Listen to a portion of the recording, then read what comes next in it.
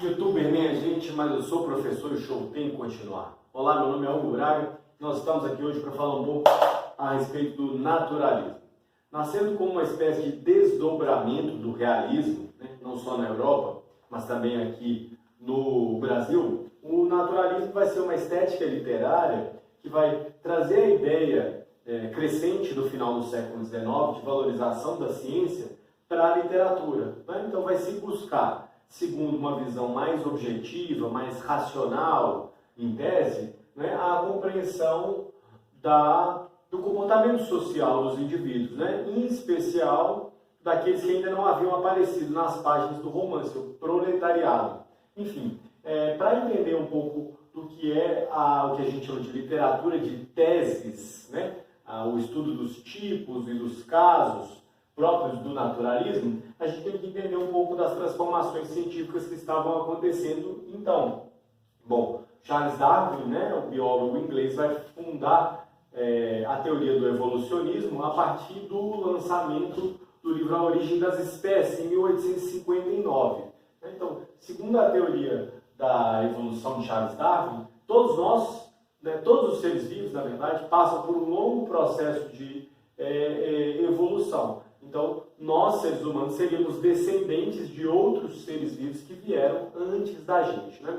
A maneira como isso foi explicado causou um grande choque contra, principalmente, a teoria do criacionismo, né? Segundo a qual nós, seres humanos, seríamos fruto da criação divina e, portanto, seres absolutamente especiais. O que deriva dessa ideia aqui do darwinismo, né? Do evolucionismo? Primeiro, se o ser humano é um animal como outro qualquer, né, a gente não teria nada assim de especial.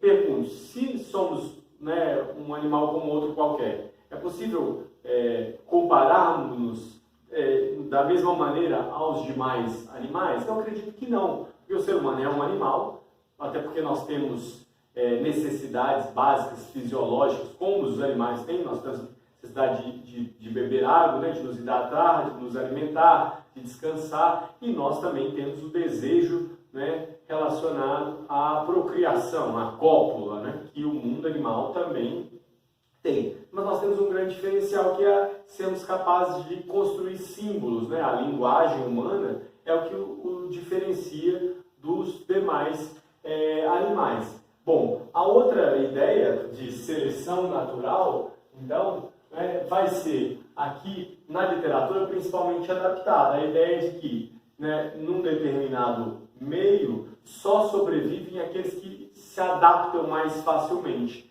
E aqueles que não se adaptam, né, os mais fracos, os mais frágeis, eles são eliminados, eles morrem, né?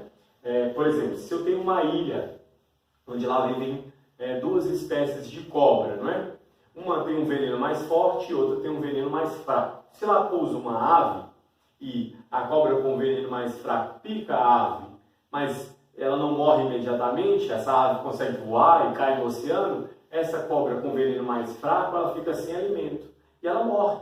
A outra cobra, que tem um veneno muito poderoso, ela vai, né, quando a ave pousar nessa ilha, conseguir picá-la, a ave morre, a cobra se alimenta, ela se reproduz e ela permanece, né? Então essa ideia, que é uma ideia associada ao mundo natural, vai ser usada aqui na literatura como uma forma de descrever os comportamentos sociais, como se fosse a ideia de que o mais adaptado, o mais capaz é aquele que vence, né? É aquele que permanece ganhando dentro da sociedade, e aquele que é menos adaptado é aquele que perece, é aquele que morre.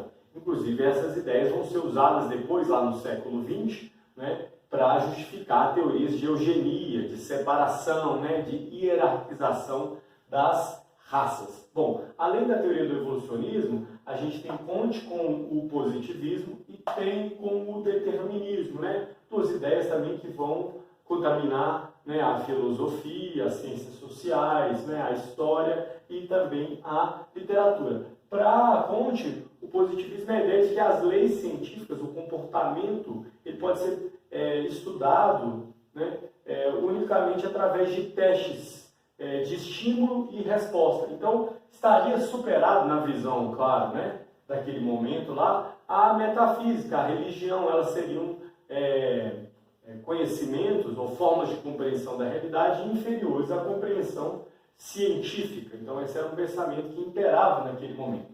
E o Taylor vai trazer essa ideia de que o indivíduo, a depender da sua raça, né, da sua herança genética, social e cultural, associada ao meio, ao lugar onde esse indivíduo se encontra, né, e o momento histórico em que ele está inserido, isso vai determinar o seu comportamento, né? Era uma ideia predominante até então. A gente sabe que essa ideia já está ultrapassada, embora haja influência, né, dessas circunstâncias na formação do indivíduo, não é isso que vai ser determinante, né, na sua vida, no seu comportamento. Bom, compreendendo isso então, a gente vai perceber claramente que a literatura naturalista é essa literatura de teses. O que os autores, os escritores então vão fazer? Eles vão construir romances experimentais. Então, nessa visão, né, eu vou tentar criar personagens para ilustrar os seus comportamentos, né? Então, eu tenho um tipo, né, para que eu faça um estudo de caso e, normalmente, para entender por que o comportamento daquele indivíduo tende para a perversidade, para o que é doentio, para o que é patológico. Então, o interesse pelo patológico, né, a crueza, a maneira muito fria de descrever os acontecimentos, né, em minúcia de detalhes, muitas vezes, vai ser o que vai prevalecer, que vai predominar na literatura naturalista. Porque era a ideia desses escritores provar que o homem, né, é um animal e, por isso, ele depende, né, existe essa dependência do ser humano às leis naturais, às leis da natureza. Então, é isso que está por trás da concepção de naturalismo, enfim. Então, o naturalismo, diferente do realismo, embora critique as instituições, né, as questões que estão acontecendo na sociedade contemporânea de então, vai haver menos análise psicológica do comportamento individual, né, que era uma tônica do realismo, e vai haver mais o estudo, a análise de fenômenos coletivos, né? E isso vai se dar principalmente através da demonstração do conflito de classes, né? O romance que funda o naturalismo na Europa, de Émile Zola, o Germinal, mostra para nós as primeiras greves, né, dos mineiros, dos sujeitos que trabalhavam lá nas minas de carvão, né, na Europa de então. Bom, então no Brasil a gente vai ver os funcionários das pedreiras, os feirantes, né, os engraxados, os fazedores de bico, enfim, as pessoas comuns, né, vão estar aí colocadas no centro do romance e os seus comportamentos analisados por esses escritores. Então, o proletariado, né, no conflito de classes com a burguesia dominante, vai aparecer dentro dessas nossas histórias. Então, eu vou apagar o quadro para que a gente possa falar de duas características essenciais das obras naturalistas: a animalização do ser humano e a crueza da linguagem, em detalhes. E nós vamos falar de dois autores que marcaram esse período no Brasil: Aloysio Azevedo com o Cortiço e Raul Pompeia com o Ateneu. Então, um instante para que eu possa apagar o quadro.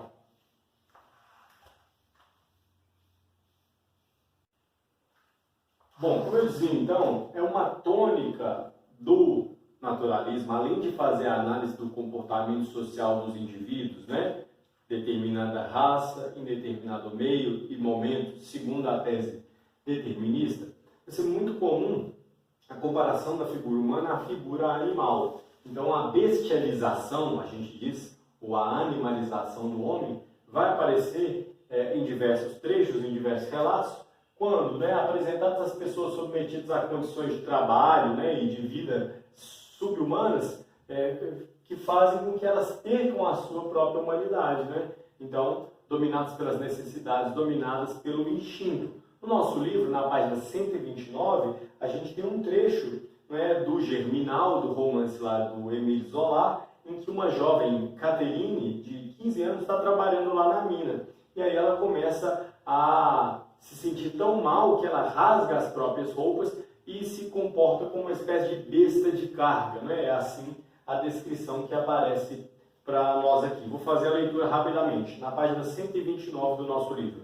Afinal, o que estava acontecendo com ela naquele dia? Nunca se sentira tão mole, devia ser o ar contaminado. Não havia ventilação no fundo daquela via longínqua. Respirava-se toda espécie de vapores que saíam do carvão com uma efervescência de fonte, e às vezes com tal abundância que as lâmpadas apagavam-se. Não podendo mais, sentiu necessidade de tirar a camisa. Tirou tudo, a corda e a camisa, com tanta ânsia que teria arrancado a pele se pudesse. E agora, nua, deplorável, rebaixada ao trote de fêmea ganhando a vida pela lama dos caminhos, esfalfava-se, com a garupa coberta de fuligem e barro até a barriga, como uma égua de carroça. De 4 patas, ela empurrava o vagonete. Bom, então é claro, né, na forma como está sendo descrita essa situação, que, né, essa personagem a trote de fêmea, né, com a garupa coberta de fuligem, como uma égua de carroça, né, trabalha nessas condições horríveis lá das minas de carvão, né, europeias. Bom, um outro ponto, um outro foco comum dos escritores naturalistas é a descrição impiedosa, né, de maneira muito crua, muito explícita. Vão ser descritas várias cenas, né? Em geral vai ser usado o foco narrativo em terceira pessoa e uma descrição muito detalhada com a tentativa de recriar a realidade como se fosse uma fotografia daquele momento, né? Então o escritor naturalista ele é uma espécie de documentarista, por assim dizer. O livro traz para nós uma cena do momento em que acordam as pessoas que vivem lá no cortiço do Aloysio Azevedo, né? Então imagine você uma grande casa onde morava antes uma única família, né? Nos processos de reurbanização, essas casas desocupadas vão sendo ocupadas por diversas famílias, né? De classe mais baixa, então muitas pessoas com animais, enfim, vivendo no mesmo lugar. Então tem uma fonte lá central e a cena que vai ser lida aqui agora, ela descreve esse acordar, né, das pessoas que se confundem com os animais e que têm descritos os seus comportamentos como se fossem, né, animais muitas vezes. Olha lá, nas 129 e 130. Eram 5 horas da manhã e o cortiço acordava, abrindo não os olhos, mas a sua infinidade de portas e janelas alinhadas. No confuso rumor que se formava, destacavam-se risos, sons de vozes que altercavam, sem se saber onde, grasnar de marrecos, cantar de galos, cacarejar de galinhas. Daí a pouco, em volta das bicas, era um zum-zum crescente, uma aglomeração tumultuosa de machos e fêmeas. Uns após outros lavavam a cara, incomodamente, debaixo do fio de água que escorria da altura de uns 5 palmos. O chão inundava-se. As mulheres precisavam já prender as saias entre as coxas para não as molhar. Via-se-lhes a tostada nudez dos braços e do pescoço, que elas despiam, suspendendo o cabelo para o alto do casco.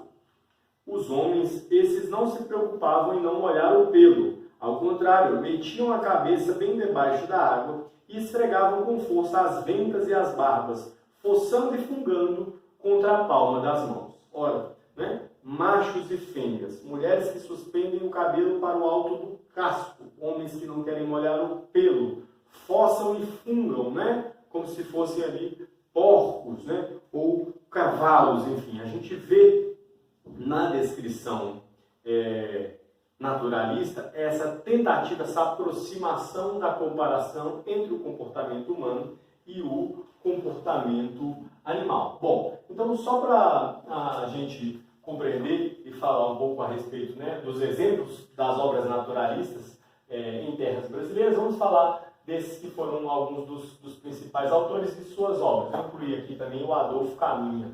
Bom, o Cortiço vai usar a ideia da tese determinista, né, em que vai contar a história lá de um sujeito chamado João Romão, um português que herda a quitanda, né, do seu patrão, português pobre que herda a quitanda do seu patrão, também português, falecido lá no Rio de Janeiro, que vai se amigar, né, que vai se juntar com uma escrava alforriada de nome Bertoleza. E os dois vão cuidar daquele cortiço, né? No espaço do cortiço vivem lá, então, essas várias famílias, essas várias pessoas. E vai se mudar para lá um português de nome Jerônimo, com a sua esposa Piedade, e eles têm uma filha, né? Então, A ideia é provar que o homem bom, em tese aí o português, né, o mais civilizado, né, num contexto, num meio brasileiro, né, num meio mais moralmente, né, degradado, por assim dizer, né, ele tende a se comportar como os seus semelhantes. Então ele vai se deixar seduzir pela figura da Rita Baiana, que é uma mulher que mora lá no cortiço. O livro traz para nós uma descrição da cena em que se está fazendo uma espécie de brincadeira, um samba, né? E a Rita Baiana está ali dançando e o Jerônimo ali vai observar o seu comportamento. A maneira como a Rita Baiana é descrita é uma das mais belas cenas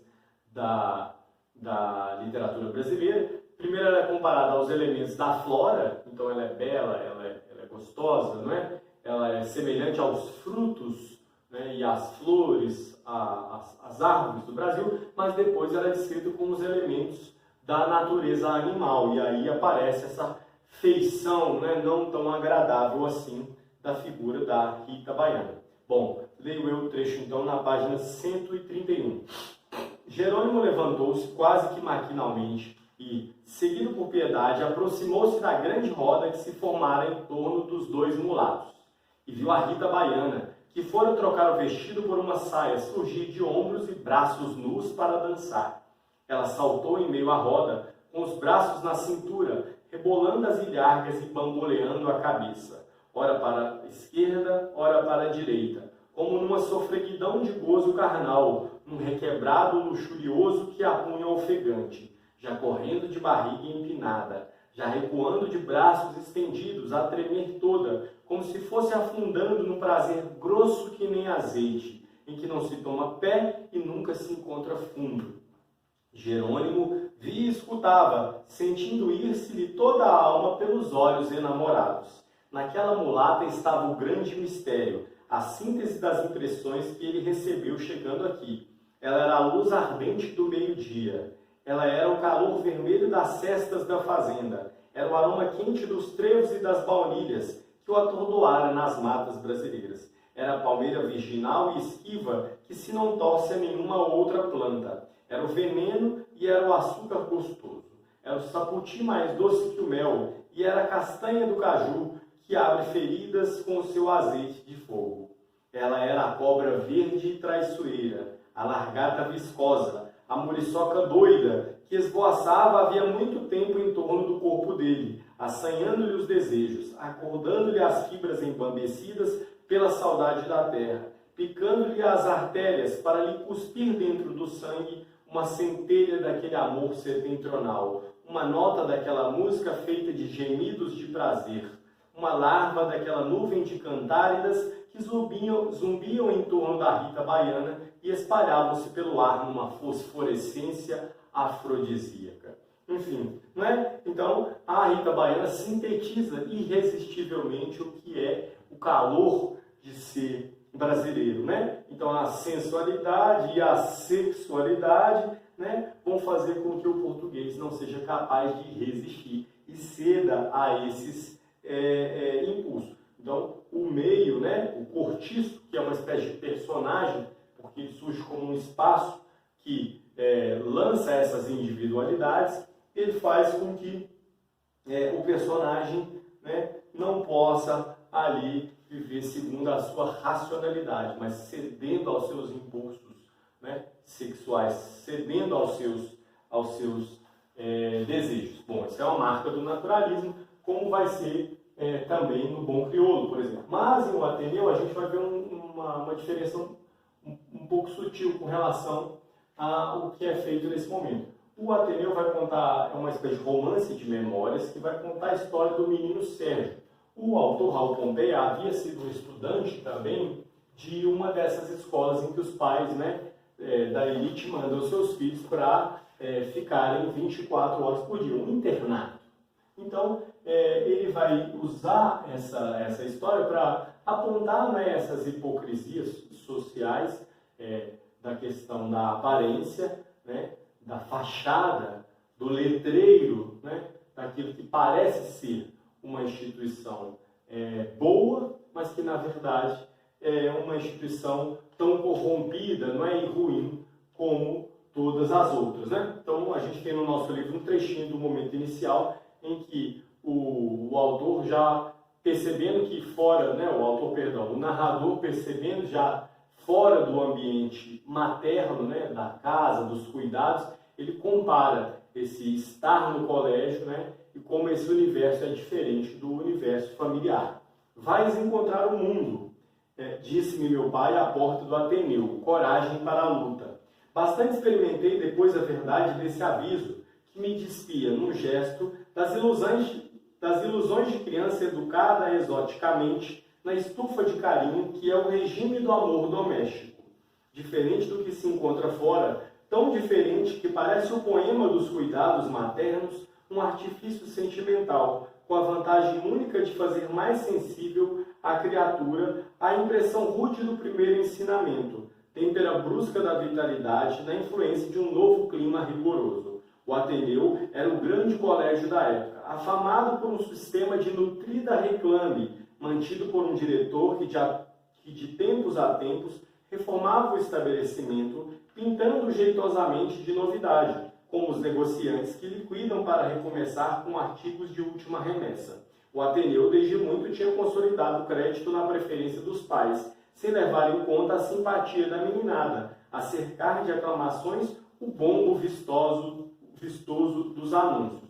Bom, então o livro traz para nós a comparação de outro romance de memórias, que é Memórias Póstumas de Brás Cubas. Lá, um membro da elite, já falecido, né, ri recontando o seu passado em tom de galhofa, né, que é a palavra para gozação. Ele vai contar, né, tudo aquilo que ele fez sem precisar se preocupar com o julgamento de outros. Já o Raul Pompeia, aqui no Ateneu, vai recontar essa história do menino Sérgio, mas em primeira pessoa, o que diferencia esse livro um pouco dos demais romances que predomina o narrador observador, né, o narrador onisciente, que está de fora da história, para mostrar, né, todo esse ressentimento, essa mágoa diante de uma instituição que parece ser séria, que parece ser boa, mas que na verdade causa uma série de problemas aí psicológicos, principalmente para os seus alunos, né? Então, Sérgio conclui, né, o autor, na voz do seu personagem, conclui: não é o internato que faz a sociedade, o internato a reflete. A corrupção que ali viceja vai de fora. Enfim, né? Mais uma vez, ele quer dizer que se os indivíduos que de lá saem vão se tornar novos indivíduos ruins, né? Deploráveis, corruptos, membros da elite despreocupados com a sociedade, é porque o lugar onde eles foram educados também é assim. Bom, por fim, só para destacar, essa obra que está selecionada agora para o vestibular seriado da UNB, né? O Bom Crioulo é um romance bastante curioso para esse período, porque ele vai contar para nós a história do Amaro. Adolfo Caminha havia sido ele também marinheiro, então ele conhecia muito bem o dia a dia das embarcações, né? Daqueles que viviam em alto mar. Amaro é um ex-escravo, né? um sujeito que é tido como alguém muito bom, ele é forte, muito bom, mas vamos dizer assim, de espírito fraco, maleável, que vai, para fugir da escravidão, se alistar na marinha. Então ele começa a servir, né, no navio, e ele é muito bom servente, então ele é chamado de bom crioulo. Só que quando ele bebe, o comportamento dele fica modificado. Esse comportamento começa a se modificar quando ele também está próximo de um grumete, de um ajudante de navio chamado Aleixo. Aleixo é o oposto de Amaro, ele é branco e frágil, né? Os dois começam a ter ali um envolvimento e vão se descobrir, né, amantes. Numa dessas possibilidades de ir, numa folga de ir para o Rio de Janeiro, eles vão se hospedar na pensão de uma cortesã chamada Dona Carolina, né? E lá eles vão viver o seu amor escondido, né? Então é o primeiro romance que traz o tema da homossexualidade dentro da história. Só que ele vai ser afastado desse Aleixo, porque ele vai trabalhar num outro barco. E o Aleixo, então, toda vez que tem a sua folga, vai descansar nessa pensão, ele acaba envolvido pela dona Carolina. Para encurtar a história, o Amaro, né, o bom crioulo, vai cada vez mais ficando perturbado pela ausência do contato com o seu amante, passa a beber, passa a desobedecer cada vez mais, né, se envolve em brigas, enfim, ele é açoitado lá pelas chibatadas que se davam nos marinheiros fujões e desobedientes da marinha, e aí ele vai parar no hospital, descobrindo então que o Aleixo estava vivendo esse romance com a Carolina. Ele foge do hospital na madrugada e vai tirar satisfações com o seu amado, né? Ele encontra ele lá fora da pensão, ele se envolve numa discussão e o amado termina cortando o pescoço dele. Bom, termina o romance assim de maneira trágica, né? Como terminam várias outras dessas histórias naturalistas e também realistas, né? Mas a ideia determinista é provar que o indivíduo, né? O Amaro já tinha gostado de uma mulher, mas que submetido lá às condições de isolamento, no mar, na convivência com outros homens, né? Acaba por se entregar, né, ao onanismo, à homossexualidade, por exemplo, né? E esse desejo sexual, né, essas pulsões sexuais fazem com que ele cada vez mais tenha menos racionalidade,